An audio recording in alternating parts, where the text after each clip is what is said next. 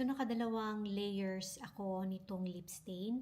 Yung una, syempre, sumama siya. May sumama sa tissue, pero nag-iwan siya ng tint. And then, nag-layer ulit ako ng isa pa. Ganon din, kahit patagalin ko siya. Siguro dapat talaga mas matagal pa. Pero, nung pinunasan ko ulit nitong tissue, sumama ulit. May konting sumamang stain and yung gloss niya sumama. Pero mas parang kumapal yung tint na naiwan sa lips ko. So maganda siya.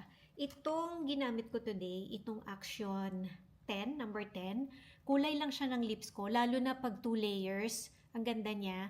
May naiwan na konting parang gloss after na mapunasan mo siya, which is nice kasi hindi dry tignan, parang sheen, may konting sheen yung lips.